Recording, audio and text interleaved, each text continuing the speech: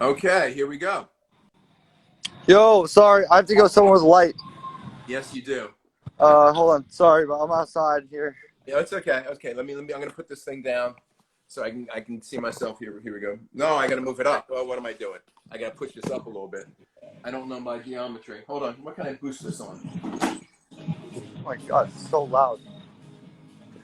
Okay, Okay, Steve. sorry, Ken. That's okay. That's okay. Let's. Um, okay. Cool. Can you hear me? I can All hear right, you. How you doing? I'm gonna go over here. It's just loud where I'm at, so I'm gonna Problem? go over here.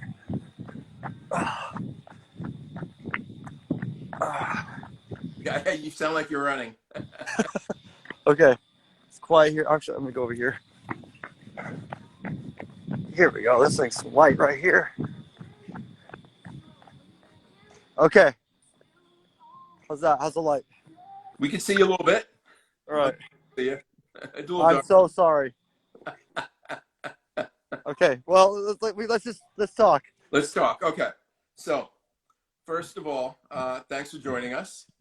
And we've got something very special that we went live with today in the auction that that's good. Perfect right there. Yeah. Okay. Cool. There you go. Cool. So that you are a part of, right? Yes. Yes. The big Pokemon break. No, I'm really excited about this. We've been kind of planning this out for like, I swear, like all year. Mm-hmm. Last time we did a charity break, me and Gary, King Pokemon, Mm-hmm. was last year. It was really successful. We brought a lot of people in, raised a lot of money for charity. And my foundation is called the Aoki Foundation. It's all about raising money for the human brain. Yep. So all things the brain. Like, so I look at it like in two ways for people to understand. There's the reactionary way, in a good way. Usually reactionary is bad, but in the way that we're reacting to the things that are happening now. So Mm-hmm. brain degenerative disease, Alzheimer's, Parkinson's, all the stuff that affects our brain in a negative way. How can we stop? How can we find the cures for it Mm-hmm. and halt it? Okay, so that's reacting to the situation. And then there's other proactive methods. So for me, I'm really into proactive, like what does the future look like? How do we optimize the brain? And to meet up with scientists and researchers that are like that can do things like what Elon Musk is talking about, Neuralink kind of things, like really exciting stuff with the human brain, or we can do science fiction concepts. So that's where the money goes from the Aoki Foundation. That's one of three charitable disbursements, but all of it's for charity. Yep. All the entire break is for Yep. charity, and it's 3 boxes. It's unlimited, it's shadowless, and it's first edition. Yeah. So to put that in perspective for everybody, so we have, what do we got? 35 lots, 35 or 36? 36. 36. So 36 lots, and each lot represents 3 packs. It's a first edition Pokemon pack, it's a shadowless Pokemon pack, and it's an unlimited. To put this in perspective, when we did a break in February, we sold the packs for an average of $36,000 a pack. And it was just the packs of first edition. And this is a charity benefit. So I want everyone, look, we pulled out 2 Charizards. I was there. We pulled out Charizards. We pulled out more than our fair share of holofoils. It was a multi-million-dollar box. So the other thing we're going to do, Steve, you may not even know, but I arranged for PSA to be on hand. Yes, yeah. Any of the key cards, we're going to be able to go out and get those graded and pedigree slabbed. Steve you're an eclectic collector. I mean, when I'm on the phone with you, Pokemon, it could be basketball, it could be baseball, it could be soccer, it could be UFC. What's your favorite? God, I like looking for things no one's looking at. Okay. Well, I mean, obviously Otani. It's clear Yep. I love Otani. I think I know that. everyone in the hobby knows how much I love Otani. Mm-hmm. I mean, for me to see another Japanese GOAT, like I love Bruce Lee, because he represents so much to the Asian community. Otani represents so much to the Asian community in sports. It's like the first Japanese Asian person that's like literally going to be the GOAT of the sport. Yep. You know, and it's so exciting to see that. So listen, if he does not win the MVP, I don't care what place they're in. If he does not win the MVP of the American League, they should take the voting away from the writers. Right. So I love looking at things like that have a cultural impact. That's really important.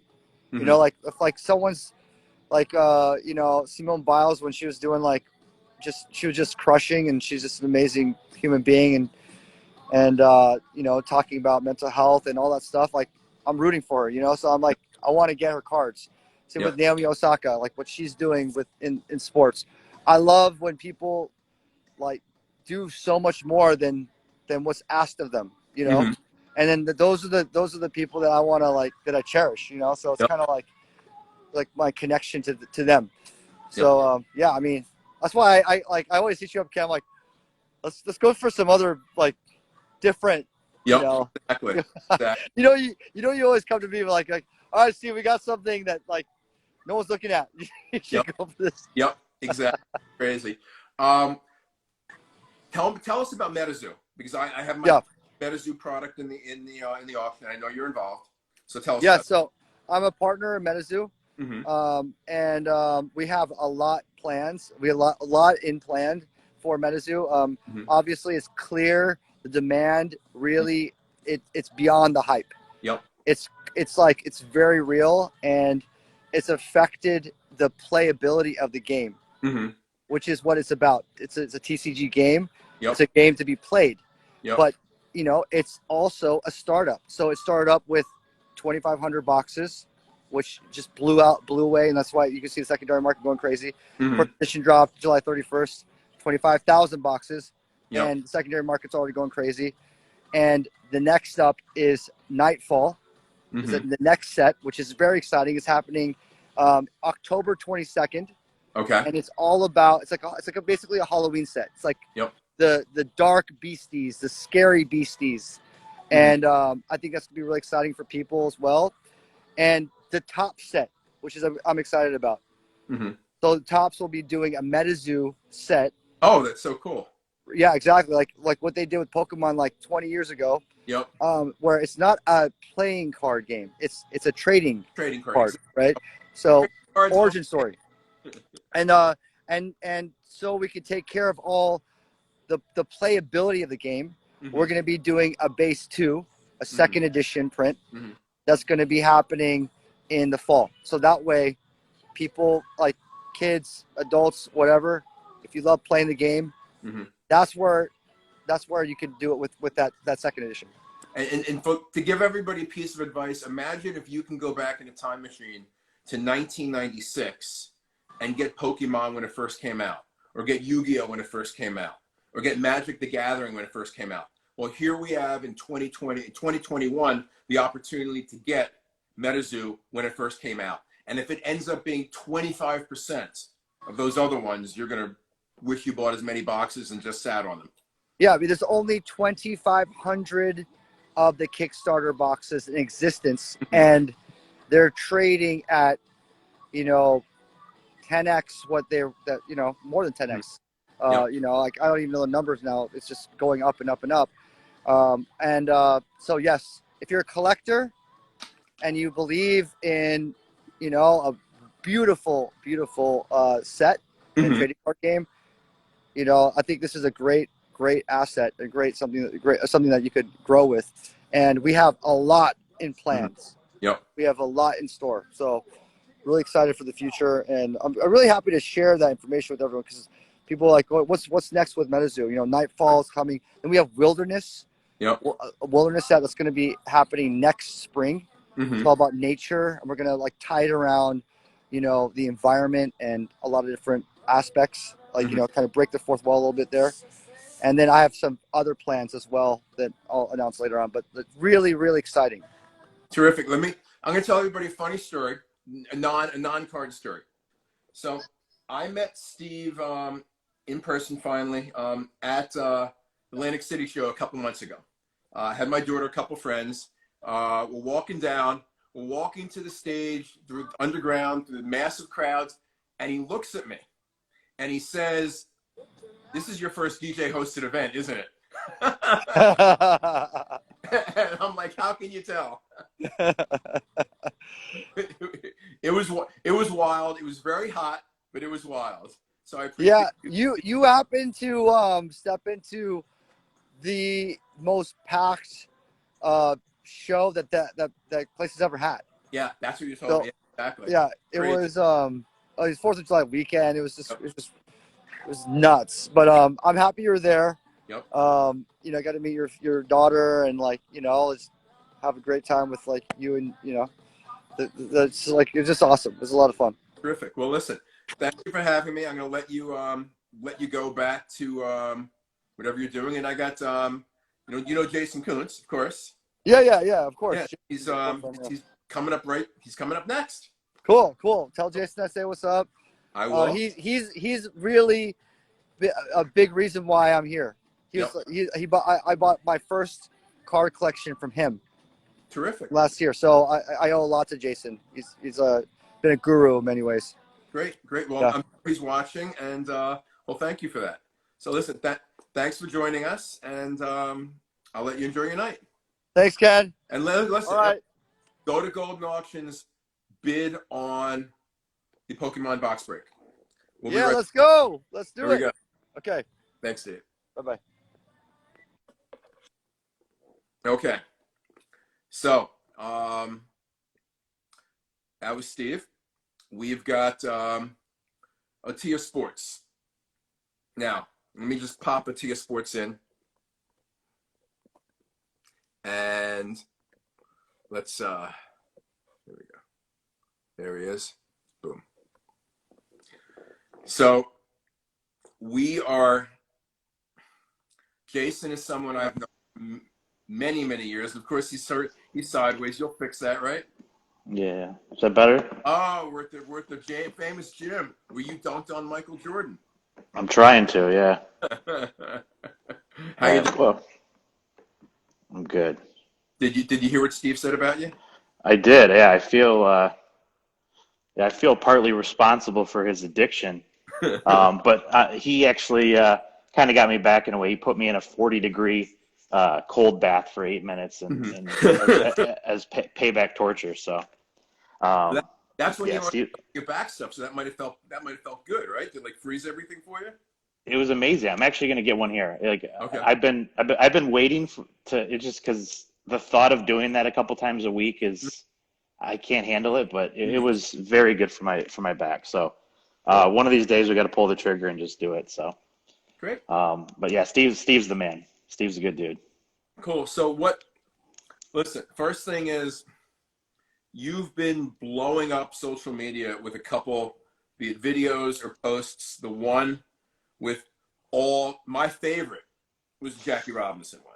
I mean, Okay. because that card is just blown up, and I don't know how many you had, whether it was 60 or 70 or what it was.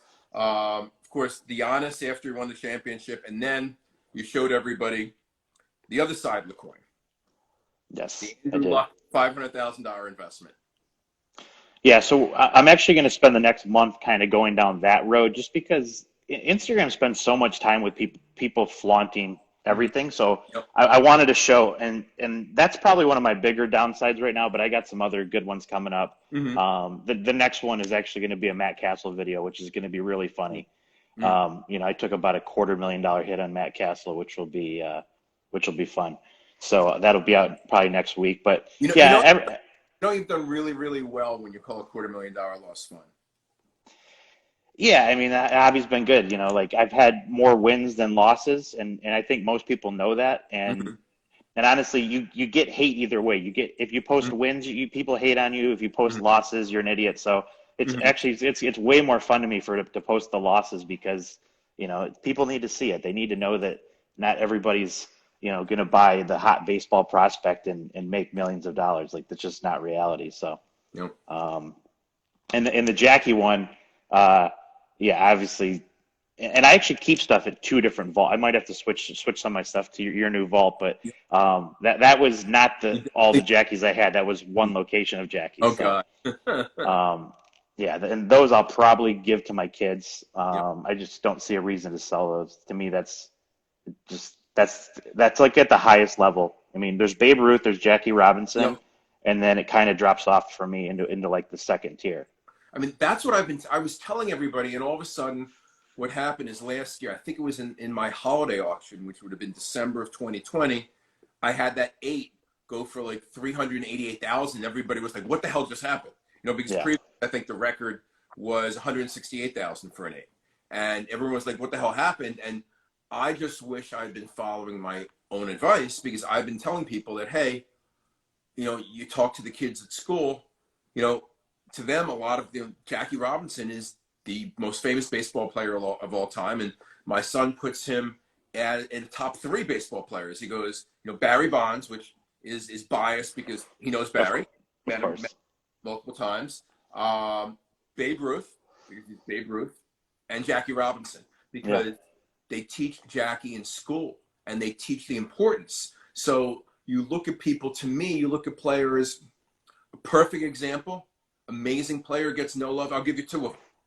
Stan Musial, Joe Dimaggio. I Yeah. mean, those guys, you look at Joe DiMaggio's stats, his first 5 years in the major leagues, it's like unbelievable. Musial, 3,630 hits. He would have 1,800. I think he had 1,800, equal number of hits. You know, it's just incredible what that on the road and home. It's just incredible what that guy did. And his cards sell for less than Mike Trout. Yeah, I put those guys. They're like in my second tier. You know, you got Mhm. Ted Williams, DiMaggio, like, and all that stuff. I think is going to slow and steady do this. But I'm actually worried. Like in the next 10 years, there's going to be a group of guys like Mhm. Warren Spahn. Mhm. You know, maybe like a Frank Robinson. Just these guys that, Mhm. as they fade away, everyone's going to be focused on the Mike Trouts and the Jeters. Mhm. And so I think some of the vintage is going to keep doing really, really well, and Yep. you know, some of the other vintage is just going to slow down because they just don't really, you know, make Mhm. the cut. So, um, What do you think of the market right now from the standpoint of where do you, because obviously earlier in the year we had some people say, oh, the market's going to crash, the market's going to crash. And we've seen a few cards that have gone down. But I look at my auctions and I look at everything going on, and there's so many things that are popping up that are hitting all-time highs. And I look at my registration every single day and I see all these new people from all over the world. And to me, there is a scenario, especially coupled with the new Fanatics deals, and what you have to think of when you look at what's the new what's the new Fanatics deal? exactly. So, look, Fanatics is going to be making cards in 2023, possibly, Okay. and we know in 2026, if nothing's going to happen, they're going to have all the sports.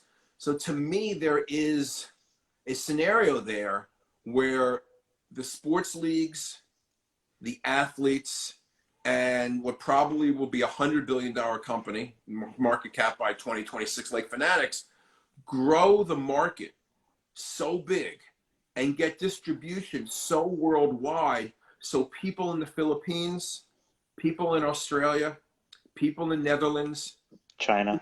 Macau, in Hong Kong, in Serbia, all over, will be able to get supply as easily as we have, okay? And that all these new people looking to buy, that it will look to me like a product that I think they produced a shit ton of, like 2019 basketball Prism. And Zion. yeah, exactly. Zion and Trey. And it will look like there's none available because all these new people have come in and scooped it up. Yeah. So to answer your first question, I think the hobby is so healthy right now, and Mm-hmm. it's confusing for some people because they've seen some of the corrections, but Mm-hmm. they just, you know, when you look at the prices in February, like obviously a lot of money came. Listen, if we could all time a market, Mm-hmm. stocks, cards, whatever, we'd be zillionaires, right? Like Yep. you can't time a market. You know, me personally, I'm constantly buying every month. So like I bought last August, I bought in January, I bought February. So I bought some stuff at crazy prices. You Mm-hmm. know, I've bought Jordan sticker nines at 500. I bought a Mm-hmm. Jordan sticker nine at 22,000, Mm-hmm. and like I still have them. Do I wish I didn't buy the one for 22,000? Of course, but like Do I still think that in 5 or 6 years is a $50,000 to $100,000 card? I do. Yep. Kind of for what you talked about with the Fanatics. What people don't realize is once, because the PA is going to be involved, and NBA games on TNT, there's going to be so much talk about baseball cards. The commercials are going to be baseball cards. I don't think that much money came into our hobby in the last couple of years. Like, it was a lot of money, but I don't think it was an absurd amount. Like, it might, let's say it's $1 billion, which is a lot of money. Yep. But what happens in the next 5 to 10 years when another 20, 30 billion, which is in the overall financial, it's not that much money to come in. And like you said, when you add all these other countries in, a pop of a Zion of 20,000, which seems totally insane to us, what we're used to, when you add in a couple more million people, it's not that crazy. And we also know that most people don't go buy one Zion Prism. We're all degenerate sickos. So like they want 50 of them, they want 100 of them.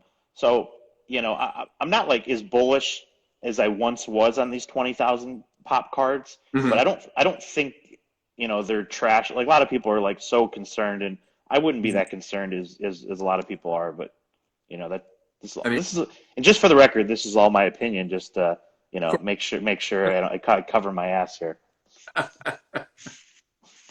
Well, one thing is for certain, and that is that the low pop cards, like the LeBron Exquisites, like the Red Refractors, the Super Fractors, like the Logo Men, like the Brady Championship ticket, for God's sakes. We just, again, talking about records, I sell a 7 for $800,000. A 7, $800,000 for a Brady Championship ticket. So those cards are going into hands, and the new people, the new owners, are not buying. They're not selling. Somebody who buys a LeBron Exquisite for $2 million is not a flipper. Okay, 100%. They're probably looking to get $5 million or $10 million, out of that card. So when go ahead. No, I was gonna say the other thing, because I was thinking like all the Jordan, there's been more Jordan 10 sales in the last 4 or 5 months than the previous 10 years. And people panic, with that whole situation. But what they don't realize is you can't blame somebody who paid 25, 30,000 for a card and they want to cash out, right? Like at 300,000 or 400, whatever it is. So, but the person buying that card now, like they've established a new baseline. Like that person who pays 350,000 for a Jordan 10, that thing's going in a vault. It's getting tucked away, and in their mind, that's an investment until it hits $1 million or $2 million. So all that is just a shift from old school dealers, collectors to the new investors, and that's what happens. That's what happens. That was a thing. What also showed me how strong the market was is that it was able to absorb all of that. Where other people were kind of worried, like, oh, well, you had this crazy peak, which wasn't necessarily real. But in the reality of, like, the card really moved from 500,000 to 300. Like, it's been in that range. Obviously, there was a few crazy sales and then a few that dipped. But the reality is, for all those cards to be selling, listen, if we all told each other 2 or 3 years ago, hey, Jordan 10s would be 300,000 and people would be bitching, you'd want to punch people. And that's what that's what frustrates me, when people just don't understand the economics of how these markets work and shift. So no, it is, and also it's not one card is not the bellwether. When I started in this business, I don't think in my first 2 years of business we sold 100,000. I don't think in my first 3 years.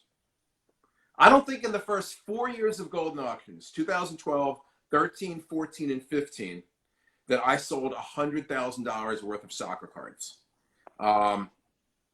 In 2021, I've probably sold 25 cards that were sold for over $100,000, including multiples of $400,000 plus. So it just shows you that things can, come out of nowhere and just take off. Conor McGregor retweeted my tweet you know, And when you, Trey Young did too, right? huh? Trey Yes. didn't. Yeah. I mean, Trey Young did as well. Yes, yes, yes. So trust me, these guys are into it, and you know it. I mean, you know, you're one of the few people. Like I literally, what was it last today? I got a text from the same guy. I look at my phone, and there's a link to a card for sale. Unfortunately, it's not mine. It's not a mhm. golden, but card for sale. And Ken, what do you think of this price? And last week I was looking, and I looked at my phone, looked at the text, and then I looked at the TV set, and I said, "This guy's playing right now." This guy, and I know there's a rule against texting while you're in the look. There's 700 major league. How many? 800 major league players, so nobody knows who it is. But it was I know. not. I know who it is. Yeah. I mean, It was not the first time that I received a text during a game in any sport while the player is in a game. But everybody's focused on the cards, and it's always going to happen. So well, that just talks about the passion too. Like, I mean, yeah, just the way Steve was talking, and like, yep, you see all these guys. Like Gary Vee said something interesting to me a mm-hmm, couple years ago. mm-hmm, Gary obviously is really bullish on the market, and yep, he said in 5 years from now, like he's like, I might be the biggest voice right now, but in mm-hmm, 5 years from now, I might not make the top 100. yep, yeah, And yeah. and I don't I, It's I don't very I don't I don't know Mark Wahlberg, but you see guys like Mark Wahlberg posting about like, you know, there's so much more room for this to expand with all these, celebrities and athletes and everybody getting involved. yeah. By the way, I saw somebody in the chat post Jordans are going to 150. No, they're not. Because I'll buy them all. Yeah, Jason's got enough money. He'll buy them all. He'll Yeah, buy them. I'll buy them at 150. Yeah, he'll buy every single one. Um, so have you gotten the chance to play any poker in the past year or two? Past year at least? Um, Traveling's obviously been tough, Yep. so we play some fun games at the house. I haven't played anything crazy, Mm-hmm. honestly, because cards have been so wild. Mm-hmm. And I have 4 kids now, so the last tournament Yep. I played was the Atlantis tournament, which Exactly. I did fairly well there. That was, not as good as it could have been, but I think 1.3 million for fifth place is still a good consolation prize when you Yes, it is. when you don't win. Um, but yeah, that's the one thing I wish I could do more is just, I wish all this COVID shit would go away so we could go back to, Yep. now I know in the World Series they're requiring everybody to be vaccinated to Mm-hmm. play. Mm-hmm. So, yeah, it's just a weird world. I would love to go back and play more live poker. It's very fun. So I was contacted by Pocket Fives today for the 6 of you on here who know what that is. That's an online forum for online poker and now live poker. And in this auction, my current auction, we're doing a TCG video game and comic book auction right now. In this auction, I have a consignment of well-known poker player and World Series champion Sean Deeb, and a group of his video games with his partner were consigned. It's currently in the auction, so they're asking me about it, and they were asking me some questions, and they said, "How long has it been since you played?" And I basically said, starting 2 things killed my poker career. First was getting married for the second time, and Hmm. then starting Golden. Because I think I had a streak of what was it from 2004, 2005 to 2013 playing the main event, and then just hanging out in Vegas for a couple weeks during the World Series, and then we did the live Babe Ruth auction in 2014 around the time of when the main event was, and I haven't done it since. But one of these days I'll do it. After I got the investment that we announced earlier the year and a couple of the other deals we did, I announced, well, now I can play a bunch of one drops. So Yeah, yeah. Come play in our good home game. You'll enjoy it. I mean, poker is so fun. It's just, yeah, it sucks that when you get super busy, to commit to the World Series. I mean, it's a 7 to 10 day if you run deep commitment, which I'm gonna, if I sat there for 7 days and didn't make the final table. Think of how much money I lose. Hang on, talk for 1 second. I'm just going to knock my temperature down by 1 degree in here. It's hot. Okay. Well, I was going to talk about how excited I was with the video game auction you're talking, but you wanted me to tell some other crazy stories. So I was going to tell some more losses that I'm not going to film because I no longer have them. But one of the losses, Ken, I'm not sure if you can still hear me. Can you still hear me? Okay. So we were going to talk about some other, like, you have some crazy deals. I have some crazy deals. But one of the crazy ones that I wanted to talk about, which I'm not going to be able to film because obviously, you dated yourself. I think you said 1973. Yeah. So I'm more like the 94, which is kind of crazy that I got my start. I don't even know if you know this. Like Dave Bailey, I'm sure you know the name. Dave, yep, I remember. Our RIP Dave, just, great guy.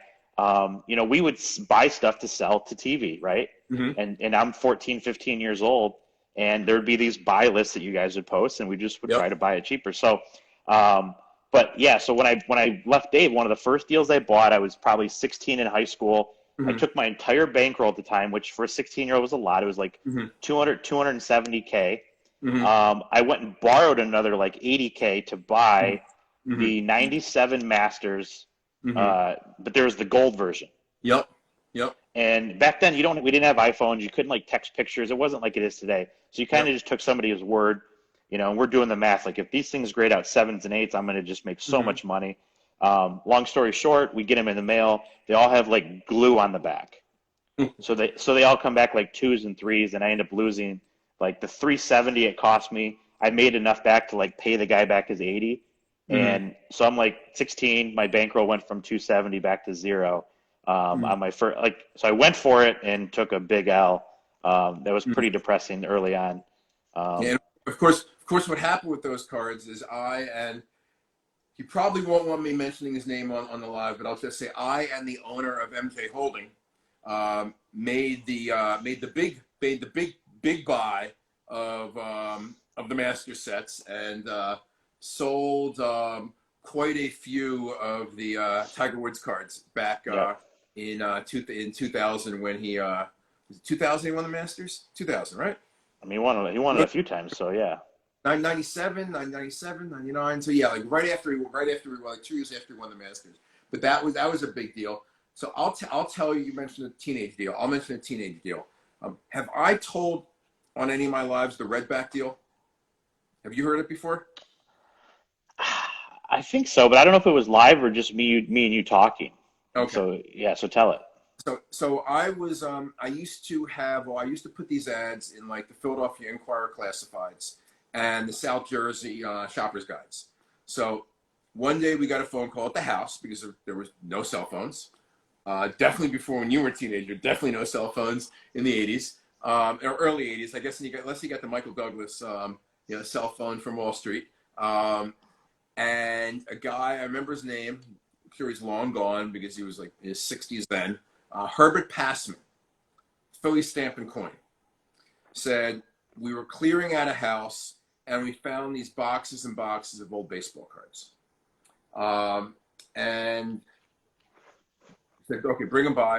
And he brought by one box, and it was a 1951 Topps Redback box, full of packs. And we said, how many do you have? How old are you at this moment? How old are you? I think I was 15. Okay. And he goes, cases and cases. So I proceeded to move probably 600 boxes of 1951 Topps Redbacks.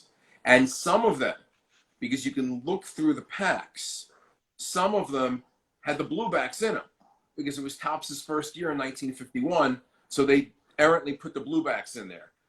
And I remember that is how I met David Kohler, who to me was an adult, but back then was probably 21 years old. And he would call me and he goes, every week, I want to clean you out of the Redback box. I want to clean you out of the Redback boxes.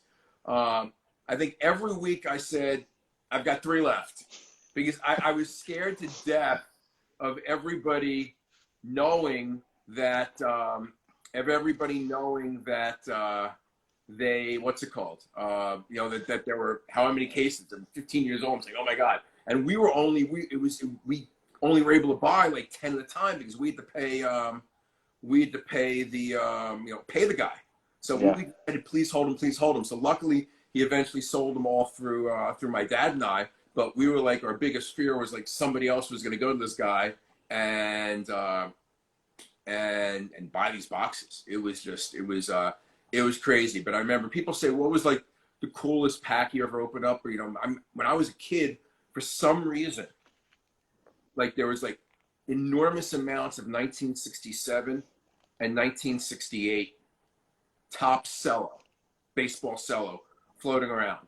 So I didn't know. I mean, I just think of all these packs that I'm opening up 1967. I'm seeing high number cards. Okay, can you imagine what a 67 cello box of high numbers would be worth today? I can't even imagine half the stuff that I mean, yeah, like the prices from the 80s and even, Mm-hmm. yeah. I mean, even like, so here's a good one, like not to cut you off, because like, so this must have been like 2003, 2004. I get Mm-hmm. a call from someone outside of your neck of Yep. the woods in Pennsylvania, and Yep. he calls me and says, I have like 982 mint 61 Fleer basketball cards. Mm-hmm.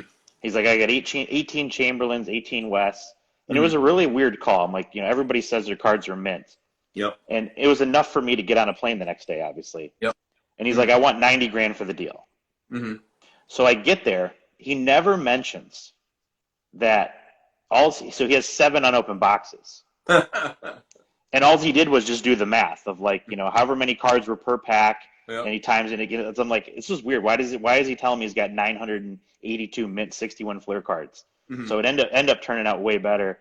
Mm-hmm. I think it was like at the time it was 90 grand for 7 boxes of 61 Fleer basketball, and I ended up getting 30 to 35,000 a box for those at the time.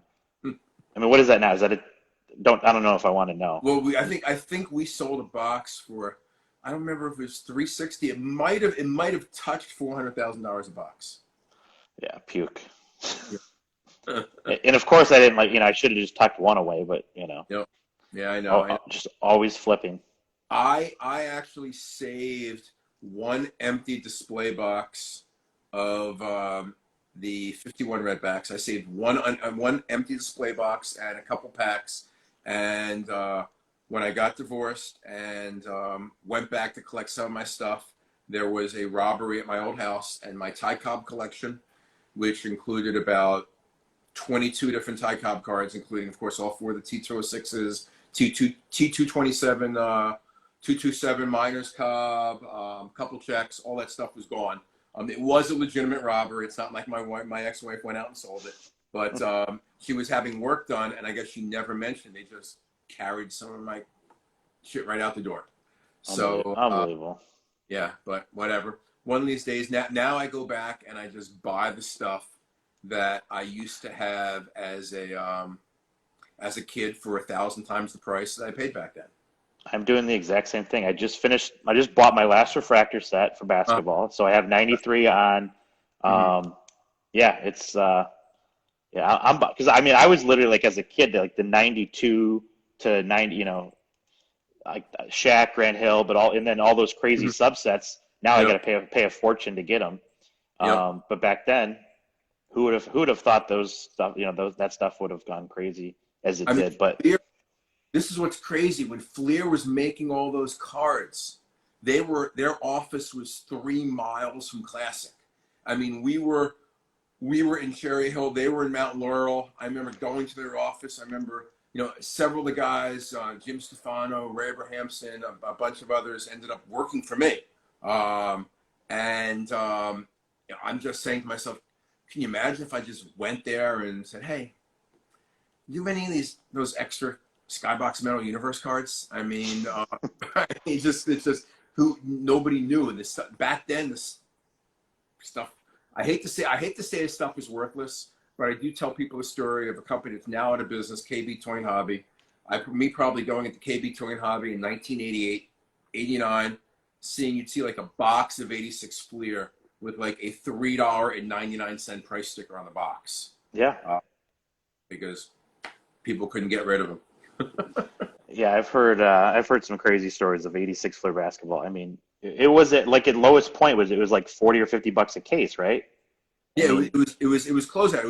It would be closed out at a similar price that something like Classic or 87 Tops Wax would be closed out at. It was just nobody cared. What's interesting is Lud Denny in 1989 when he came out with was it 89 or 90? No, I think it might have been 90. Lud Denny when he started Pro Set, that is really the start of the whole baseball. It's not all about baseball era. I mean, that was really the start of it's not, and then, and then obviously when Upper Deck started making basketball cards, that's when it really said, okay, wow, Upper Deck, and you can get Jordan autographs and whatnot, and Jordan jerseys. That's when everything went crazy back in the early early 90s. yeah, I mean, there's the Kobe, there's Jordan, and then obviously Tiger was a Yep. massive, Yep. I'll one more. I don't know how much time we got. I'm going to give you one more Tiger Woods story because Everyone got screaming for Pullman, so go ahead. okay, one more Tiger Woods story. Yeah. So like 2000, right when '01 Upper Deck Golf came out, right? Mm-hmm. 2001. This might have been 2002, but it was right in that era. Yeah. It was everybody's cracking the wax and grading it, Mm-hmm. and the math was you got roughly seven Tigers a box, and Mm-hmm. three or four of them were gems. Yep. So I'm watching everybody crack three or four boxes and making money, Mm-hmm. and I'm like, well, if this is a guaranteed profit per box, like let's go big.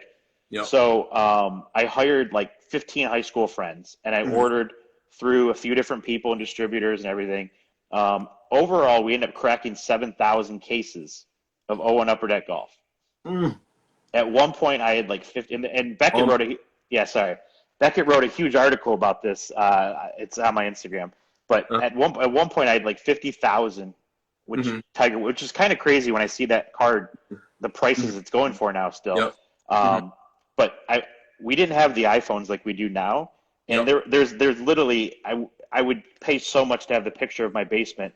We had 3 or 4 feet high of wrappers that you could swim in the entire basement of my house, and I mean it was just absurd. It was like the craziest, and the market could only absorb. Every night it was like 10 count lots of PSA 10s. I was probably selling 10 counts of BGS 95s, but only Jordan, Tiger, Kobe, or not even Kobe at the time could you sell. Like, could the market absorb that type of quantity?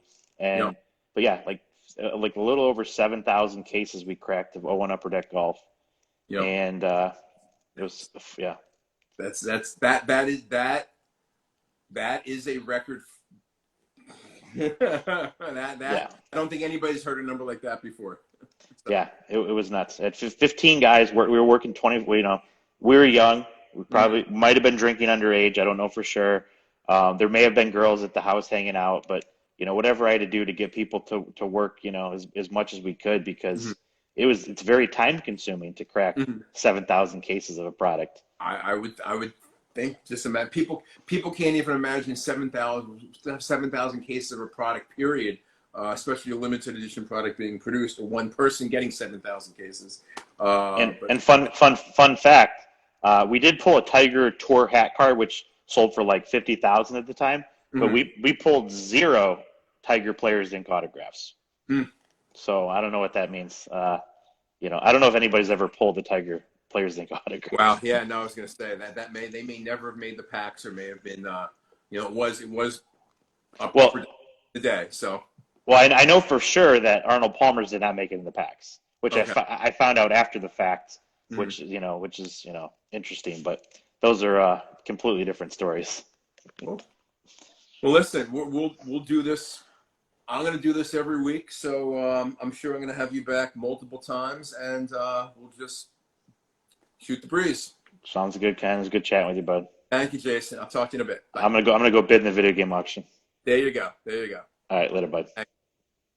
Okay, so by the way, to answer a question I saw in the chat, somebody asked about autographs. 1991 Classic 4 Sport had autographs inserted, as did 1991 Pro Line, and both products were put out by Classic. Both products were put out by me. So all those Pro Line was one of the brands that we owned back in the 90s. So people talk about these innovations, putting multi-card, putting crash numbered insert cards. First crash numbered insert card was 1993 in a classic product. First multi-sport product was 1991 classic. All these were my inventions years before any of these other people were even, had a thought in their head. So here we go. Let me get Pullman.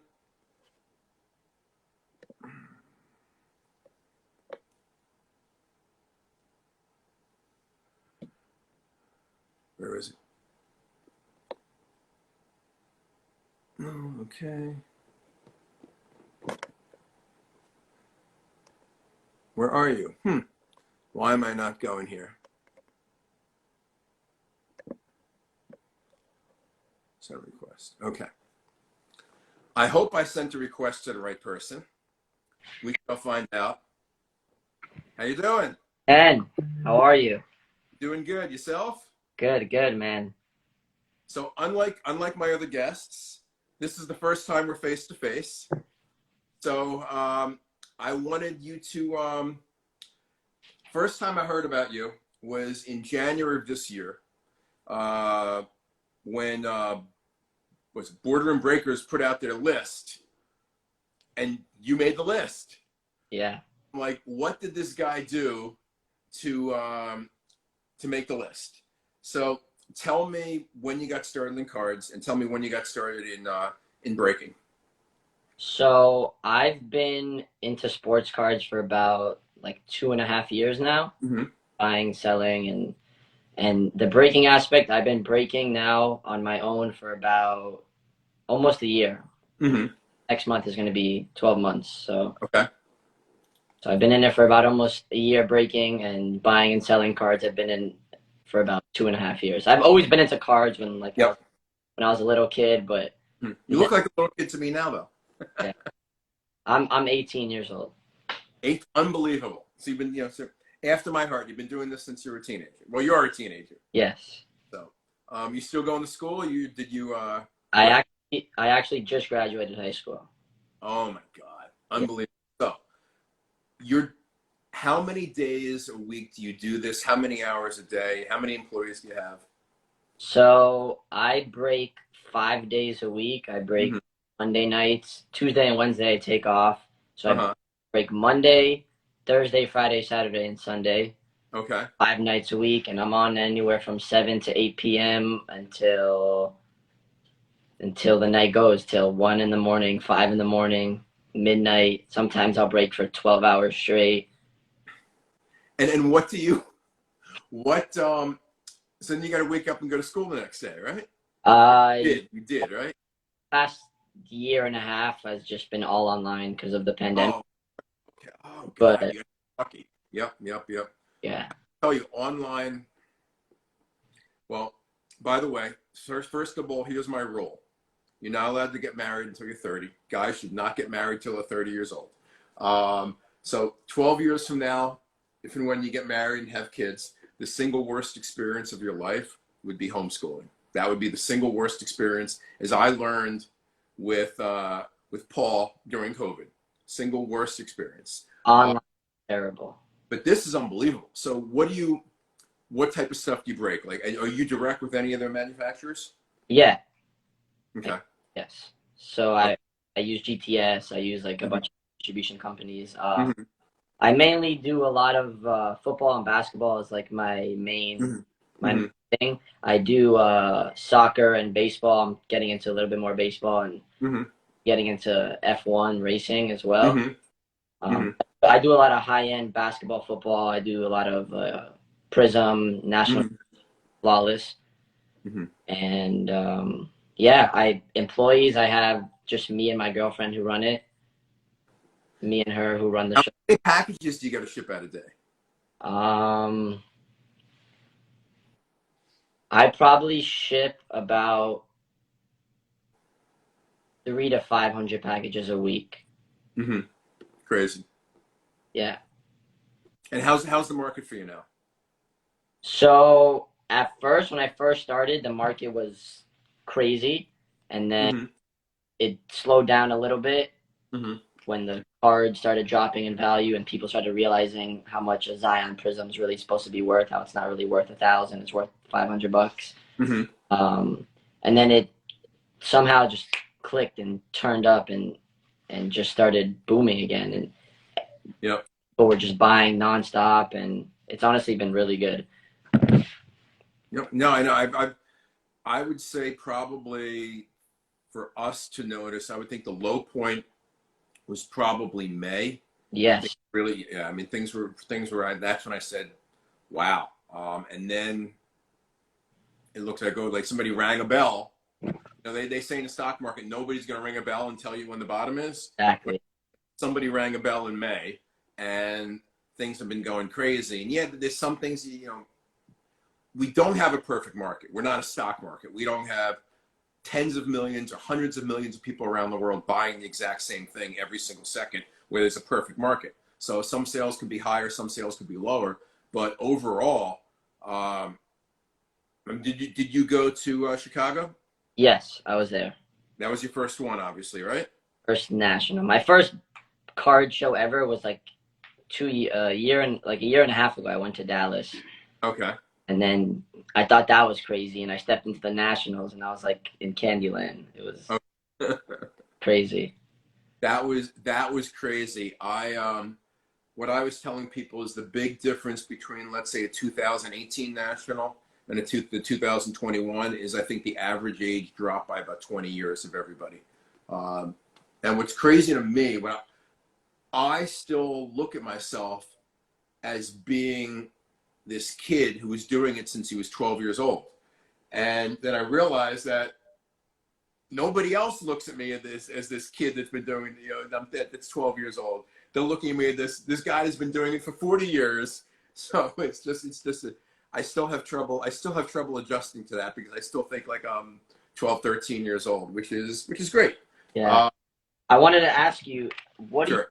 think, with the whole change with the Fanatics? What do you Yep. negative and positive effects, and Mhm. do you think how will it affect the distribution companies, like for instance, Blowout and all Mhm. these guys? And Sure. I think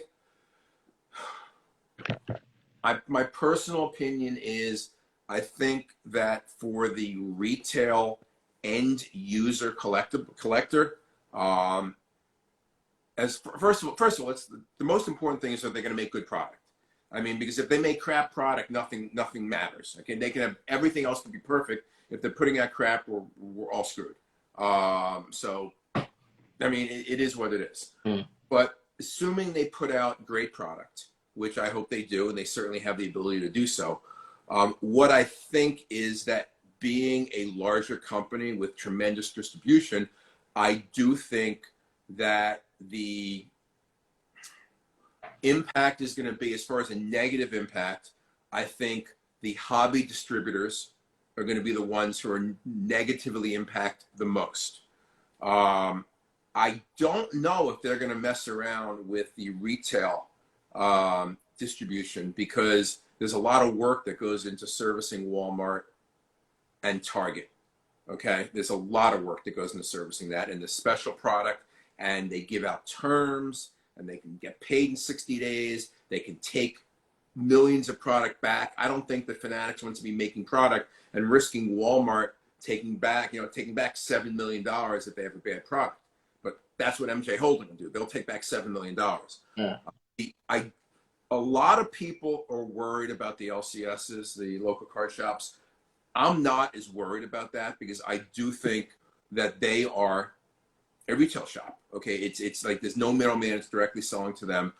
The interesting thing will be how they deal with breakers. I think that again, this is all speculation. I know the people in Fanatics. I've certainly never talked to them about this stuff, and they wouldn't talk to me about it anyway because they're valued at $18 billion and they're going to be going public soon. So they're not going to share anything with me or anybody.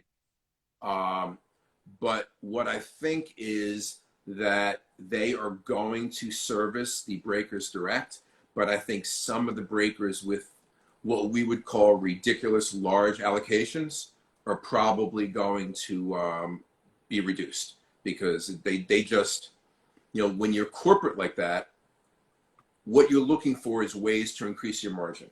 Correct. If Panini sold everything direct, I mean, let's you look at some of these products, some of the products. I'll look at 2019 basketball. For an individual to buy it, like I called up, I don't want to mention names, but I called up a couple distributors that I knew for years, looking to buy, at the time, some Prism and NT cases. And the price to me was a minimum of 4 times what I know they paid. So if you're a company like Fanatics and you can make that extra margin for yourself, you're probably going to do it. I think that breaking is such a phenomenon. I think people love it. I think it's the most exciting thing we have going on. It also makes it affordable. Forget the fact that it's action packed, it's drama, it's high risk, it's sports betting, it's everything rolled into one. There also is a math that no matter how low a box goes, there are people who want to get a chance at a box but don't have $2,000 to buy a box. But I do think it might, either the margins I think are going to come down, unfortunately, for you guys. But I also think that you might have to go to multiple sources to get the product. My ultimate hope and my ultimate advice for Fanatics is this. This is unpaid advice. I love it. Make a retail product. Make your retail product retail only. Make your hobby product hobby only. Not to pick on any manufacturer, but Panini Select, don't make a retail version, right? Don't make retail Select. I mean, it's so friggin' confusing. Like behind me, I've got a box of where is it? Okay. So here, 2009 Bowman rookies and draft picks. Okay. Obviously, in this box cannot be a Mike Trout Superfractor because I've already sold it. There could be oranges. Maybe there's a red. I don't know if all the reds are accounted for. But you know what they didn't have back then? They didn't have 27 different colors. They didn't have people trying to figure out, well, I've got this shimmer and it's limited to 25. Why is it selling for 20% of this orange that's limited for 25? So the retail, to me, confuses the market. A lot. It waters down the market, and it kills the base cards. 100%. Everybody in retail is everybody in retail is complaining about the price. So guess what? Make them their own product. You're gonna be able to do whatever you want, Fanatics. You're gonna be able to have as many brands as you want. You're paying all this guarantee. So give the Walmarts, give the Targets, give the Walgreens, give the CVSs, give the Amazons. I'm sure they're going to be involved, and they're going to be able to do whatever they want with retail. But pick hobby products and legitimately make them hobby products. Whatever the next variety of Exquisite is, whatever the next variety of Chrome is, whatever the next variety of NT and Prism is, whatever they come up with, whether they buy brands from Topps, whether they buy brands from Upper Deck. In my, I don't know if you see, my personal opinion is I don't think that Panini is going to be sold. One is I think Panini's business is way too strong without the cards. I mean, they existed for years and years and years without a basketball and football license. They're going to exist for years and years. They've got the sticker business, they've got soccer, they've got all these other things. I think the brands that could be captured are the Topps brands and potentially the Upper Deck brands. But Fanatics may just want their logo on the card, and they may just want all the glory. Yeah. But the biggest thing is to make sure the hobby product stays hobby only. Don't do a watered down retail version, because what you're doing is you're taking the same yes, your inserts may be different, but you're taking the same base cards and you're printing 200, 300% more. And that's how we end up with 20,000 of a certain card in a PS10. They were putting a case hit in a hobby box in a retail blaster. So Yep. you would rip $1,000 box and hit a card that should be worth $3,000, $4,000, $5,000, and Yep. hitting that card in a $50 blaster, and now it's only worth $200. Yep. Yep. Where do you see the market in a year from now? The overall, I think the macro, the overall bigger market is going up. When I announced my deal, the investment with like Mark Cuban and Sterling Group, we estimated that the market was a $10 billion market, and that was in February. I saw a report 2 days ago by another company in the industry, and they have the market as a $24 billion market. Wow. 24 billion for this, basically the space of sports collectibles. So I think that well, listen, there can only be a flavor of the month for so many months. Somebody like, you could pick anybody. You could pick a player. I mean, Jordan was white hot, the hottest thing in the world for 18 months. I mean, from like March of, January of 2020 to now. But people at some point, they want to move on. So you may see different sports, you may see different players, you may see different products fluctuate, but the overall strength of the market I think is tremendous. And I think a year from now will be stronger than it is now. There are certain things that we can't control, that you're more reliant as a breaker than I am doing what I do.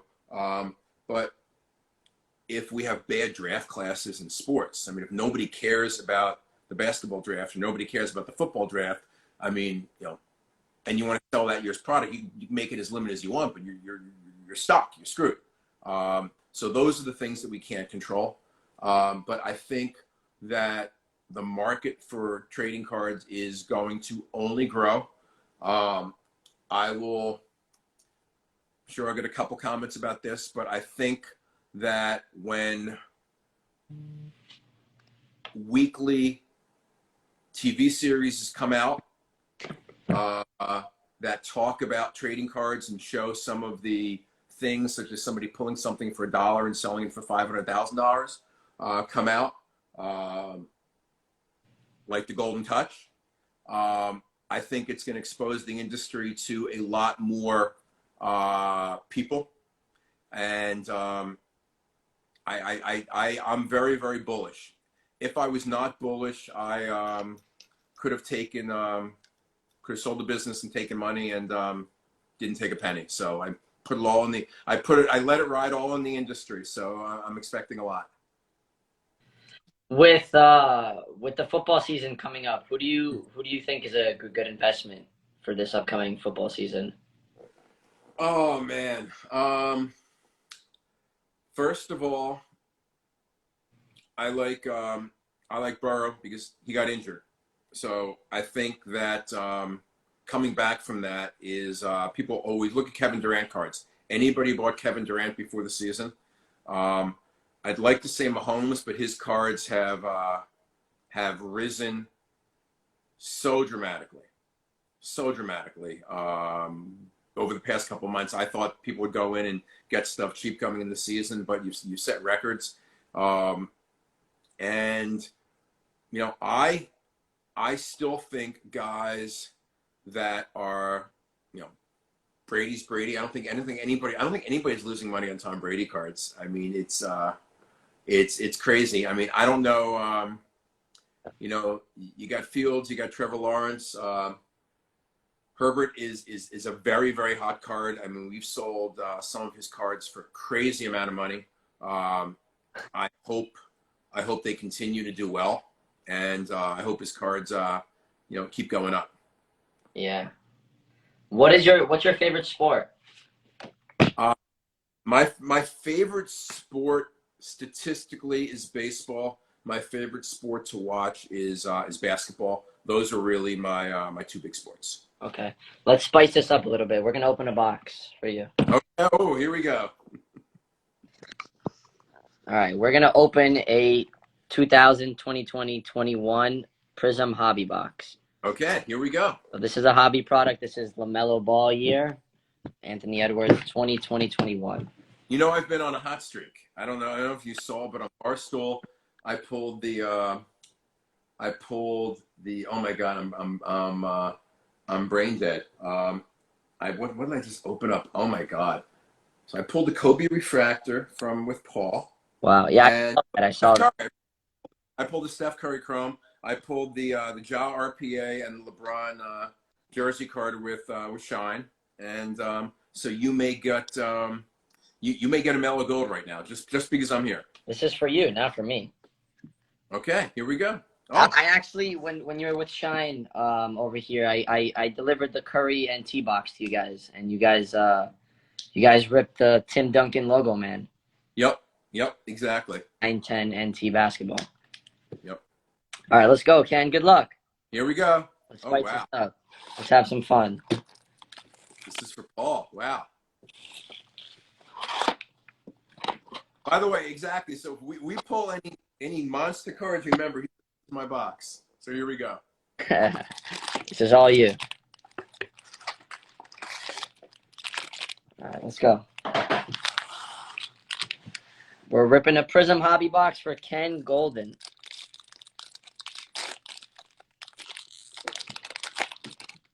All right, here we go. Who's your favorite player in this class, by the way? I gotta go with the guy who came to my house, Tyrese Maxey. Okay, let's hit a Maxey. Daniel Aturo, rookie. I'd rather hit a ball.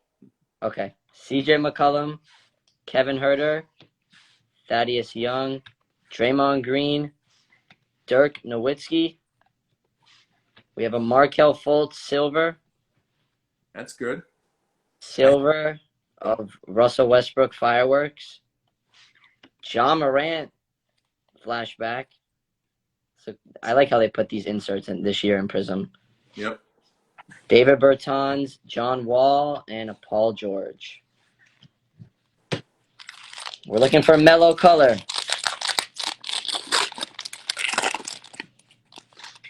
Here we go.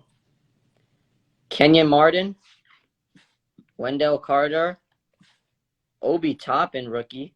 This guy's going to pan out to be good, I feel like.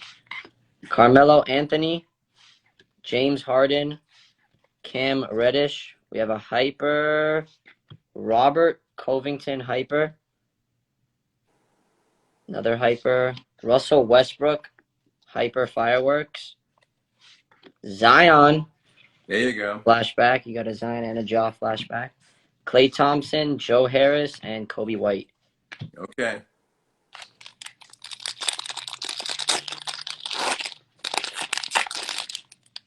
Come on. Avery Bradley. Let's get some color in this box. Precious Achua, rookie. Juan Hernan Gomez. Torian Prince. Nerlens Noel. We have a silver Kevon Looney. We got a red wave. DeMar DeRozan. We have a Scottie Pippen Fearless. Danilo Gallinari, Allen Iverson, Jeff Teague, and Montrezl Harrell. All right, we got to get hot. Let's get up. Here we go. Come on. Come on. Come on. My last box of Prism, I got my first 2020 gold Prism out of the box. So. What'd you hit? What was the gold? It was nobody. Can't remember who it was. It was nobody, but it was a gold. And I think I might have seen something right there coming up. We got an orange. We have an orange Prism. Nico Mannion, rookie. Tyler Hero. Cassius Winston, rookie. Jimmy Butler. Seth Curry. Al Horford. We have a hyper. Frank Ntilikina. We have an orange. On the Knicks, it's not a rookie, though. Bobby Portis orange. Out of 49. Not the guy we're looking for. Dave Ammerman is old as hell. He may be falling asleep by he's supposed to be on, but he may be asleep. You can text me, Dave, if you still want to go on. Or you got to wake up for work in the morning. I'll get off after this. Dave Ammerman's my head of consignment, so I can bust on him. Okay. George Hill. Yeah, people talking about breaking. So I had a poll, and these were the two finals of my poll. 97 basketball chrome, and 93 SP baseball. So we'll see which one of them gets open at the end of this. You're gonna open one of those. I hear my wife pounding upstairs, so we may get interrupted. I'm gonna keep it down. Theo Maledon, Moutier, Derek Favors, Ney Manja, Joseph Nurkic silver. We have a Kevin Durant red wave. There you go. Pretty cool. Anthony Davis widescreen. Doug McDermott, Alex Caruso, and Cody Zeller. Yeah. LaMelo, where are you? Yeah. He's tough, man. That's why I beat Jeff Wilson, Sports Card Investor. I'd opened up a lot more of these than he had, so I knew when to stop on a good card. All right, we got a purple cracked ice and our first autograph. Okay, who do we got? We'll see. Amari Carroll, Jamias Ramsey rookie, Aaron Gordon, Josh Jackson, Darius Baisley, Kemba Walker. We have a purple cracked ice of the wrong Hornet. Caleb Martin at a 175. Okay. And we have a rookie auto also for the Hornets of Vernon Carey Jr. Here we go. DeAnthony Melton, Dwight Powell, and Ersan Ilyasova. All right, we got half the box left. Come on, let's hit something big. Here we go. Vernon Carey actually went to high school like 10 minutes away from me. All right, here we go. LaMelo's coming up right here. I see something. Here we go. Bobby Portis. Bang! LaMelo! There we go. Ball. Very nice. Go, Ken. Well, let's get him in a color. Here we go. Oh, he's stuck. Uh-oh. PSA 6. LaMelo Ball. There we go. Goran Dragic. This little stuck here. Josh Richardson, Shabazz Napier. We have a hyper of Dante DiVincenzo. Okay. We have a true red coming up. It's a rookie. Wait. Dante DiVincenzo. There he is. Villanova. We'll take this true red rookie of Theo Maledon. There you go. That's not bad. At $2.99. Kyrie Irving Fearless, Marcus Smart, Derek Jones, and De'Aaron Fox. Okay.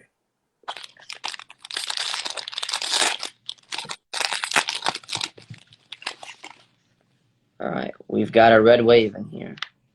Tyrell Terry rookie, Christian Wood, Shai Gilgeous, Dwight Howard, Andrew Wiggins.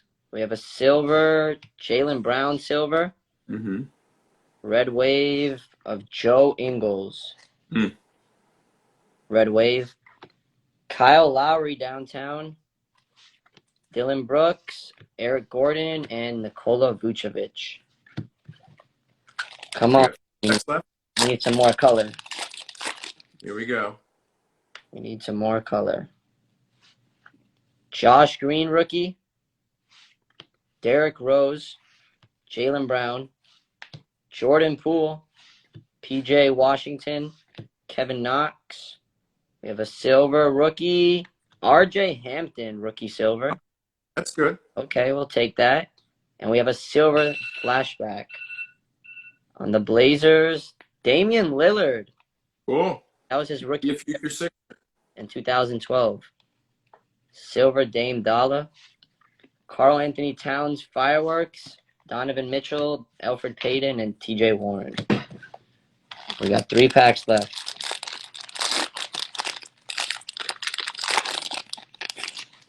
Come on. Let's get a gold. Here's our second auto, and you got a true red as well. Devin Vassell, rookie. Caleb Martin, Harry Giles, Dennis Rodman, Jamal Murray, Duncan Robinson, Bam Adebayo, true red of Anthony Edwards. Kemba Walker. Okay. True red of Kemba Walker out of $2.99. Wow. And your second autograph is Jason Williams. Oh, White okay. chocolate. Yep. Jason Williams, Sensational Signatures. Matthew Dellavedova, Malik Monk, and Bojan Bogdanovic. All right, coming down to the wire.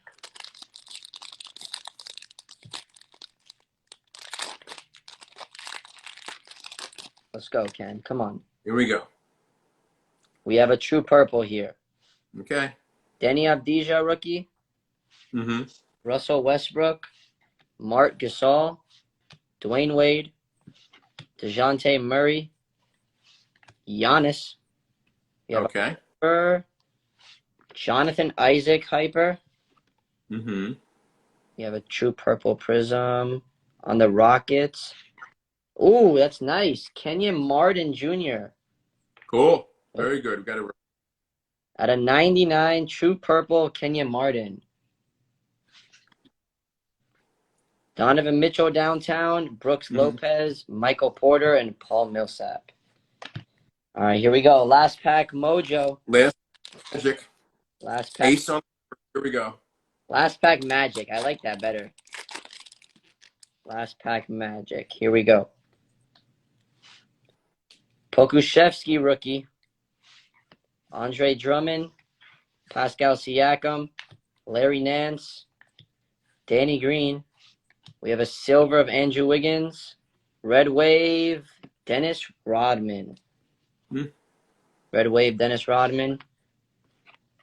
Fireworks of Chris Paul, Jeff Green, Terry Rozier, JJ Barea, and Landry Shamet. Oof. All right, we got a mellow at least.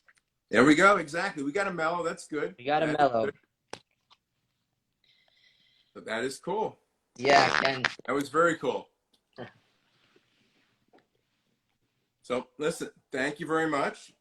And I'm going to see if my man, and now you can, let me ask you, so you're going to go on your channel and start busting, or are you off tonight? No, I'm going to be ripping all night. Yeah. Cool. We're going to be some fun stuff. Terrific, terrific. Well, listen, thanks for joining you. Thanks for joining me. And this is only the third week doing this, people. So we'll see. Next week, I've got to get Michael Rubin on Fanatics, and I got to get Logan Paul on. So there we go. That's my goal. That's my goal for next week. That'll be a good one. But Chase, it was great meeting you, and I will probably pop in on your break later tonight. Okay, sounds good. Pleasure having me. Thank you so much. Thank you for coming along. Yes, of course. Have a good night. Thanks. Good night. Night. Okay, so let's see if Dave is here. A long show. I am setting records here. So let's see, Dave, if he is here. Oh, I've gotten a request. I got a request. Let's see if Gary's here. There he is. How you doing? Hey, Ken, how you doing? I'm doing good, Gary. Yourself? Good, very, very well. That was fun. Absolutely, absolutely. Yeah, so, I love seeing Steve up there. Mm-hmm. Yeah, I'll be getting together with him in a few days to do some stuff. So, and then we'll be talking about our great event. Yes. So for those I've been on. I feel like I've been on this live forever. For those who are just tuning in, tell us what's going to be happening with the event. Yeah, well, it's going to be probably the event of the decade. Mm-hmm. I mean, there's been some nice events, but we've sponsored several of them. Mm-hmm. Steve and I have, and we've raised great funds for the Aoki Foundation. Mm-hmm. And like you know, we concentrate on brain health and autism. And Mm-hmm. We've done very well, but there's going to be nothing that's ever compared to this. Yeah. I mean, what we're putting together, along with the help of Chris Camillo from Dumb Money, who's been a friend for a long time and a real trusted friend. It's just going to be a terrific time. And I know, of course, you're handling all the auction work for us, Yep. And we appreciate that so much. That Yep. with your efforts and everybody else's efforts, this is going to be truly historic. I mean, this is going to hit the international airwaves, and I mean, it's just so exciting. Yep. And so you've got an interesting claim to fame besides your Charizards. You sold what is certainly the most famous Pokemon, famous TCG in card in the world, right? Yeah, that's true. To Yeah, Logan. Right? our buddy Logan popped over, and he popped over mainly just check out how the collection was doing and that. But he had something else in mind. Yes. So I'm sure, like you saw on that great video, we Yep. ended up doing a trade and a sale, and Yep. just had the whole thing going on. And that was really fun. That was exciting. And then I guess like he walked into the Mayweather fight, Yep. with something around his neck. Yep. And the true story about that has never come out. Logan knows the true story, and I know the true story. We're going to be now. There's already been a production crew and camera people over here doing the interview with me. And see, at first Logan was going to do the video, but it turned out that he was just so busy that he texted me and he told me that he wanted me to put it together and do it. And that is telling the truth. And I think that's what the producers are going to call it, something like the truth, between Gary, Logan, and the BGS 10 Charizard. And the truth is going to come out in that video, in that documentary. And so I can't, give it away. I promised I wouldn't, but I would love to tell you the whole story. I'd love to tell everybody here the whole story, because it's edge of your seat thriller. And so, but I got to hold off, and within a couple weeks, that documentary will be out.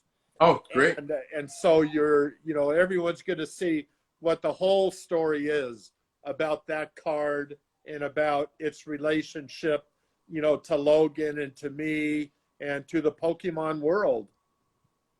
Terrific. Well, listen, we got Labor Day weekend coming up. The auction ends at Golden Auctions on September 18th. So I'm going to hit you up with email. I'm going to put you in touch with my office. Let's set something up for daytime hours where we can get more people and show some cards and explain what's going on and get people very excited about this event, as well as starting to bid on these packs. Okay? Absolutely. I'm going to look forward to it. And once again, Steve and I and all the kids that we're going to help, we're all very, very grateful to Golden Auctions. And you mean the world to me, and your company is the best.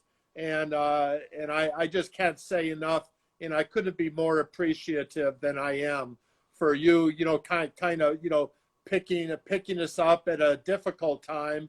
And now success is right around the corner. So thank you so much, Ken. And I'll look forward to getting together and doing, in the coming 2 weeks, and seeing, how much more we can do, for the. Great. Well, thank you for your comments, and I'm glad to help out. And have a great night. And you also. Take care. Thank you. Have a good one. Bye.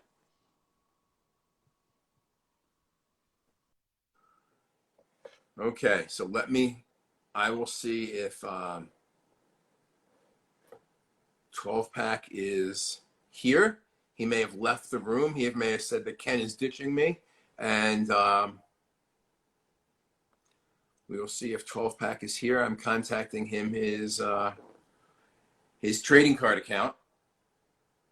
And this has gone really long. Literally in 10 minutes, my wife. I'm here, Ken.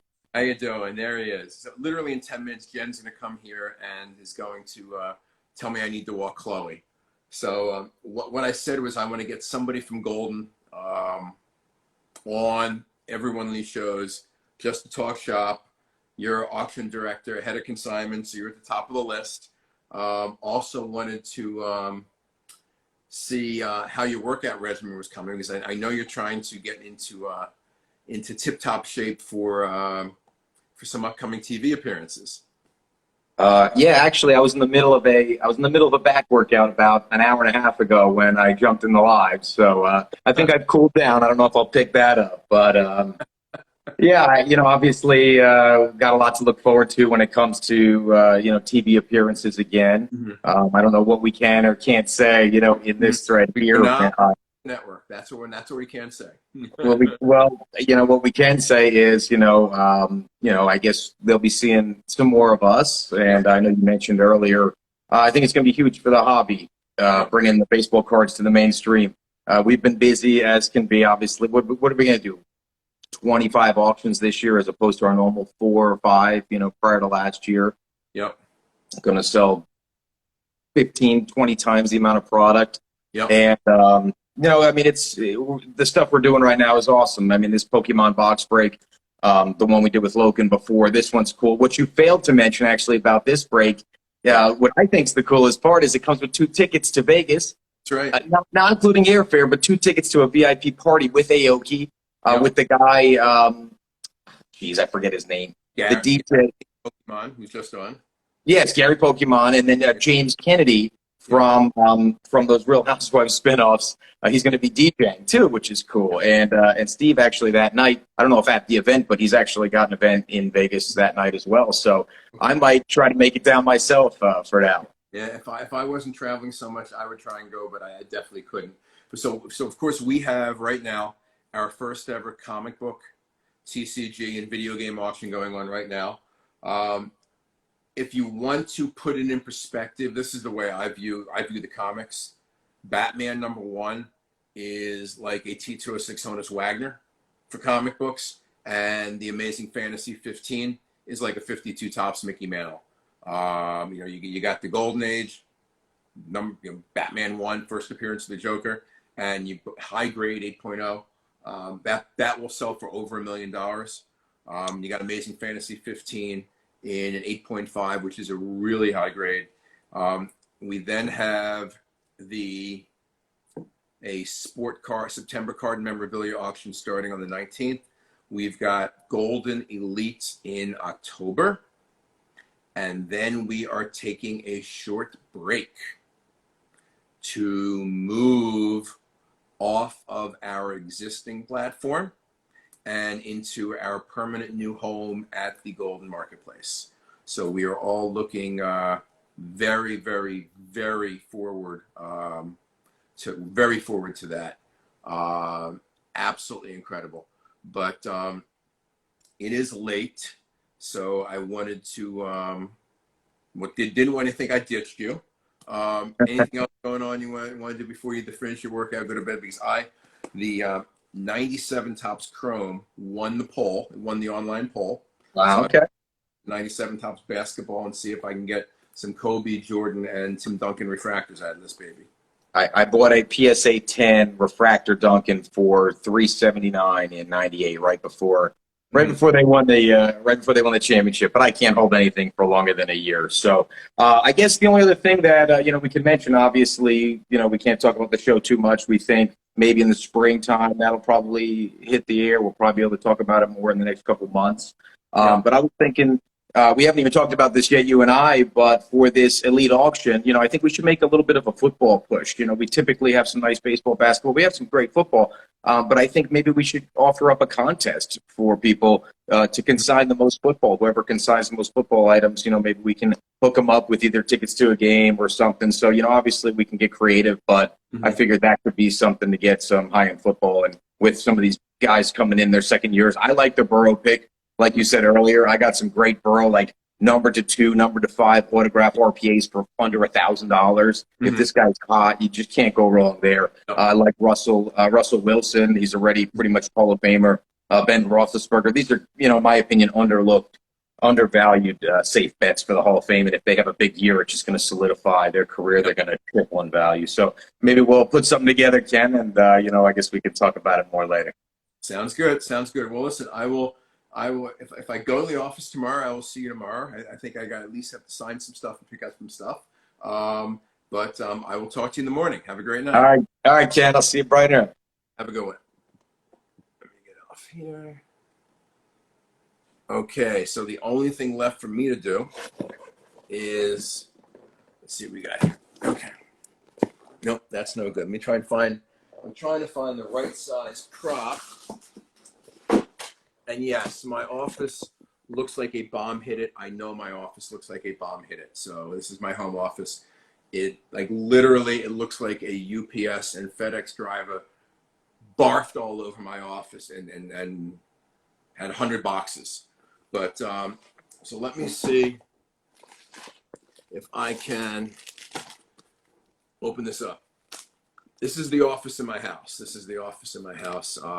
I have a memorabilia room, and it is currently under construction because it's being built into a studio.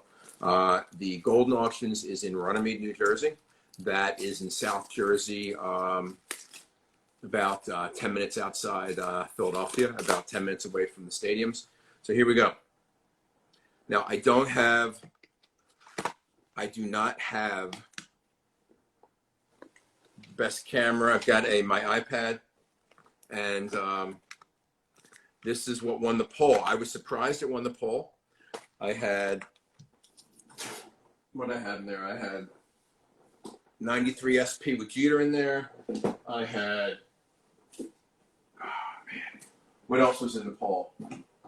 I had this in the poll. Where's my Upper Deck rookie exclusive boxes? I actually thought that would win. I had this in the poll, and I had 2003 Upper Deck rookie exclusives. But everyone said they want to see the 97 basketball chrome, so here we go. Here we go. Ready? Okay. So, how many packs have we got in here? Oh man, this is 24. Wow, okay.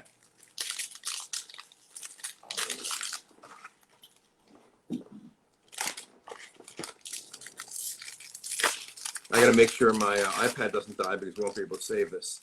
I'm gonna go through this quickly. I'm not gonna show the duds. Ooh, wow, uh-oh, these are sticking. This is trouble. Kevin Johnson, Jim Jackson, Shandon Anderson, Sam Cassell. Okay. And by the way, if you guys have requests for me, you say, hey, we'd like to see this person, we'd like to see this person. What I want to do on these shows, and this is just, you know, because people tell me next year I'll have, this time next year I'll have 500,000 followers because of the TV show. We'll see what happens. But what I would do on these shows is put on some old friends, you know, like Jason, who I've known for years. Put on some bigger industry people like we had Nat Turner, obviously Steve Aoki. I want to get Josh Luber in here. I want to get Michael Rubin, Fanatics, in here. I want to get Logan Paul. I want to get A-Rod. I want to get Peyton Manning, my producer. I think my show's producer can come on here live. Would you guys like to see Peyton Manning in one of these lives? Peyton and I bust open some 1998 football. But those are the type of guys I'd like to get on. And then some of the younger guys. I had Adam on last week. I had Chase Lowell Pullman on this week. Like every week I want to get somebody who I'm going to meet face to face for the first time, who does something exciting in the hobby and let them see a whole new audience, let a whole new audience see them. So here we go. Marcus Camby. Nope. Charles Barkley. Vashawn Leonard. These things are really sticking. And these are really greening. Oof, look at that. That is really greening. Todd Day. Wow. Okay, that is the negative of Chrome. I will say that. Yes, you can sell Pokemon with us. You can DM me. Look at my homepage and you can bring, just email me or email info@goldenauctions.com to consign. Okay. Luke and Armin Gilliam. Ooh. I'm really regretting not opening the 2003 SP box. Brent Barry. Brent Barry and Peja Stojakovic were the two best fantasy players in the late 90s, early 2000s, if you played any league with statistics. Paul better be sleeping. Paul is long sleeping. Paul's bedtime is 9. He typically goes at 9:45. Okay. Tony Martin. What causes the greening is the way they printed the damn cards. Scott Pollard. Stephon Marbury. Look at that. I really should have kept this one sealed, but what can you do? And every card in this pack is the same. So if I do get a refractor, it is going to be a green one.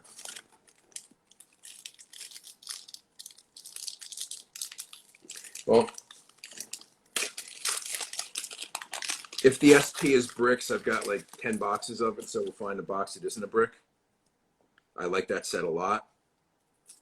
Antonio McDyess, Michael Finley, Roderick Rhodes, Mark Jackson.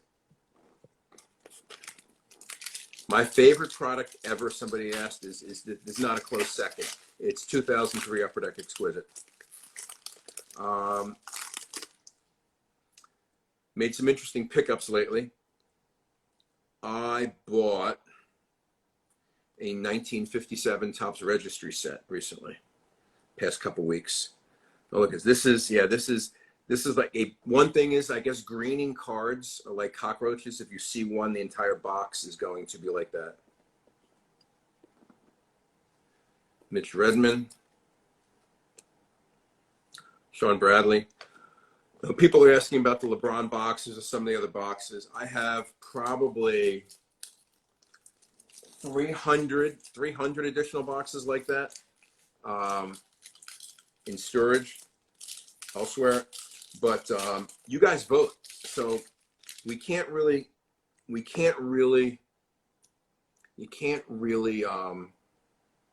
conduct a poll on Instagram. It's tough. So the polling is Twitter, @KenGolden on Twitter. So next Thursday, I'm going to pick 4 boxes. Go to my Twitter, follow me on Twitter, and vote. Just vote. You guys determine the box. I mean, I may stick some, you know, this is the second week in a row, in my opinion, the most valuable box I had there was not chosen. But Shine was on last. Somebody saying get Shine. Shine was on last week. Gary Payton, Bryant Reeves. Once I get the basement fixed, we will be able to have 2 cameras, and you can see me and you can see the breaking. So far, I've hit absolutely nothing. It is 11:35 p.m. Eastern. I will be doing this for about 2 hours. This is by far my longest live. I don't know. Is Jeremy Lee in here? Jeremy, you're in here? I asked that because I think that was the longest show I've done. And that is somebody, yes. Burbank cards, yes. I've got to get Rob in on here. That I definitely want to do. Donald Foyle, Dale Davis. Oh, here we go. We got our first insert card. But it is a Vin Baker Topps 40.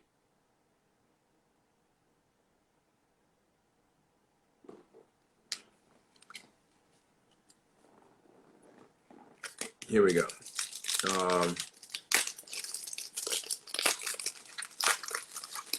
Here we go. So we have Olivier St. Jean.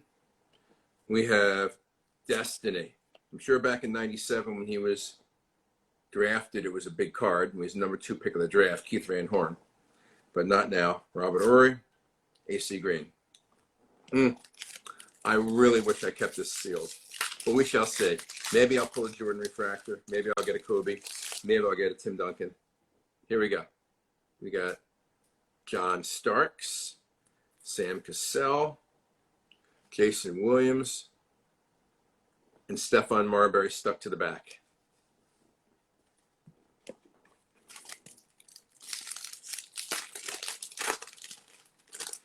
Here we go. We've got an insert coming up. Sean Kemp, Sharif Abdur-Rahim, who was a top draft pick that year but did not pan out. Travis Best and Andrew Lang. Here we go. Drake has bought sports memorabilia. For those asking about Drake, Drake has bought sports memorabilia. And I won't say more than that. Samaki Walker, Brevin Knight,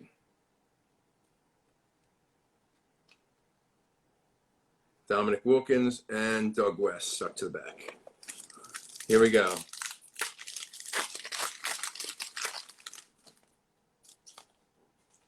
Mark Price, Dennis Scott, Joe Smith, insert, and Jason Kidd.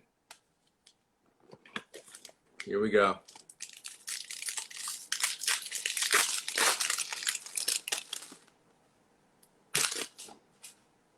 Yeah, the only way I would know Drake bought sports memorabilia is if he did buy it from me, right?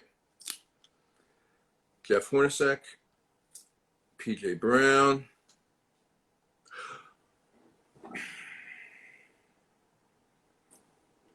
Everyone should put on a big smile. I'm not going to show you what it is yet.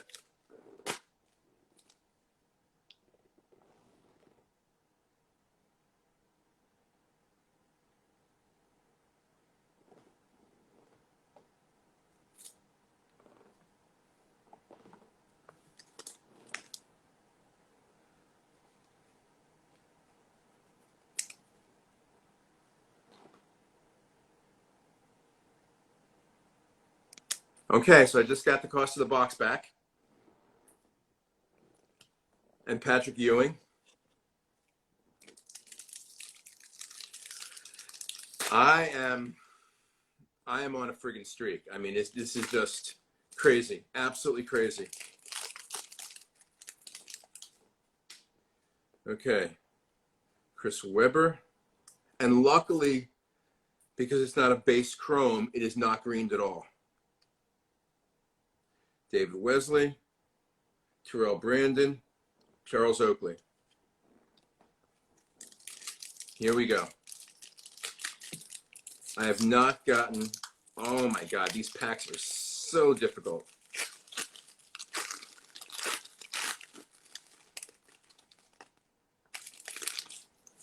Oops, left the card in there. Eric Dampier. We've got a Topps 40 Eddie Jones. I think, is that? No, it's not a refractor. It is so tough. The chromes are just in horrible shape in this box. I mean, they're not green, but I mean, excuse me, they're green, but they're I mean, they're in great shape, but it's just really, really, really bad greening. So I'm very glad that Jordan is not, because it's not a chrome, it's a shooting star. Here we go. Yep, the Jordan, yeah, the Jordan, and this Jordan does look perfect. I mean, this will go right to PSA. I'll send this out on Tuesday. I mean, I don't see a scratch. I don't see a white speck. The box, I'm gonna guess $1,400 is what it cost. So the Jordan should be at least 3 times the cost of the box. If it 10s. If it 9s, hopefully I get my cost back. I can't say this guy's name. Robert Pack. Lindsey Hunter. And George Murasan stuck to the back. Here we go. I still need a Kobe. I still need a Duncan rookie. I still need anybody's refractor. We've got Antoine Walker. We've got Dikembe. Oh, I've got Shaq Chrome, and Alonzo Mourning. 5-6 pack. Come on. Here we go. Here we go. No, there's not. I'm hoping there's a refractor per box, but I don't think there is. Okay, we got Jock Vaughn, We've got Terrell Brandon, tops 40. Dan Marley. Listen, can you hear this? Watch, listen. Do you hear that? Let me know if you heard that. That is what it feels being stuck together for 24 years. Okay, we got 1, 2, 3, 4. Oh my God. I should have brought a knife in here, a scissor or something. Okay, Brent Price, Travis Knight, Buck Williams, and Sharif Abdur-Rahim. I'm not going to peel him off the back. Oh my God, these packs. Okay. I mean, feel how hard these are to open. This is crazy. Okay, Austin Crocier, Clarence Weatherspoon, Eric Strickland, and Eddie Jones. We got 3 left.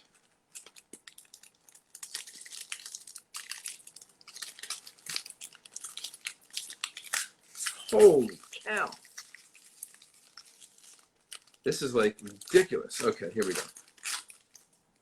Uh-oh. This is what happens. This piece is like stuck to the back. Oh my God. Uh-oh, here comes my wife. Uh-oh. 97 chrome. So this is 97 chrome. I'm going to talk a little softer.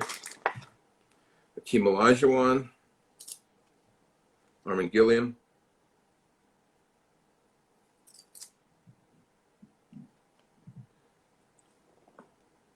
Muggsy Bogues. And here's the messed up thing. I believe it is so green. I believe that's a refractor. Muggsy Bogues. It is so tough to tell because it's so green. But let me put that away.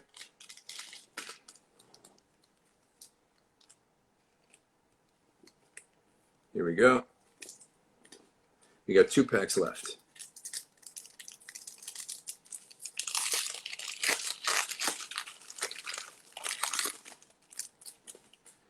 Okay, Johnny Taylor. Tracy McGrady rookie. Let's see if I can unpeel it safely. Yeah, it looked like a refractor. It's just so green it was tough. Okay. Here we go, listen. Tracy McGrady rookie.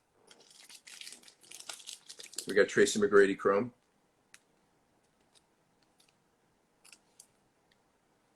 Perfect. Get in there. Oh my God. Okay. Johnny Taylor. Chris Webber. Mark David. Okay. Last pack.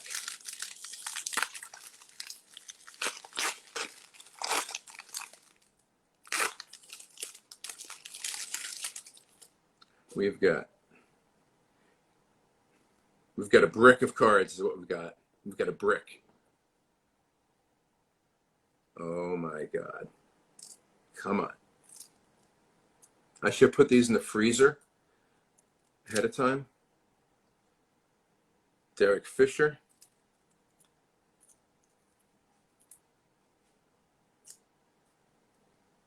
John Williams, and our last card is going to be no good. Jimmy Jackson. Okay. But we did get the Jordan, the McGrady, and a Muggsy Bogues refractor. So there you go.